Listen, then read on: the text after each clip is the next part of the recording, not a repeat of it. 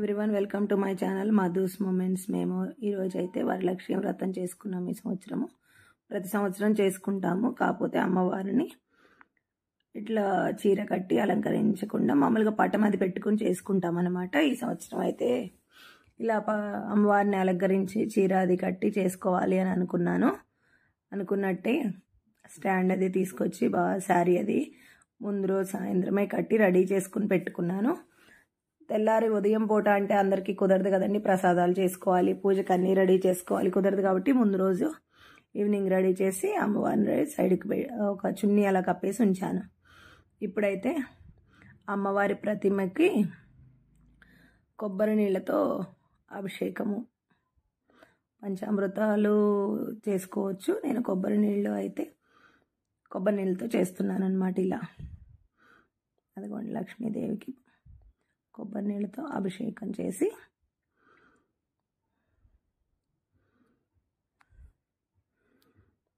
కాసు అది అన్నీ పూజలో పెట్టుకున్నాము. ఇదిగో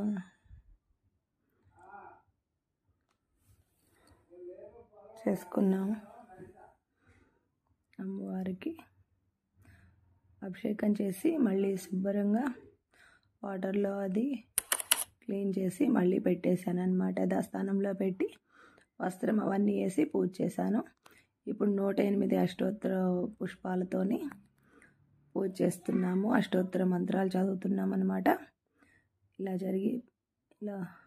అన్ని 108 ఫ్లవర్స్తో చదివేసుకుని అంతా పూజ కంప్లీట్ అయింది.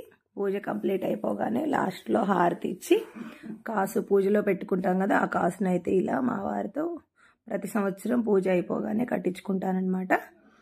అలా పూజ అయిపోయింది. మా వారితో కాసు కట్టించుకుని అక్షింతలు వేయించుకున్న తర్వాత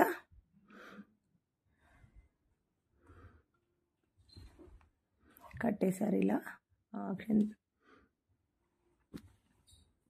అక్షింతలు వేయించుకున్న తర్వాత ఎవరికైనా తాంబూలం అది ఇస్తాను.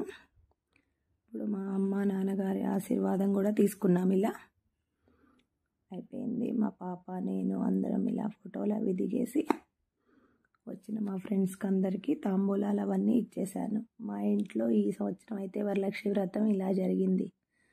Like, share and subscribe my channel Madhu's moments.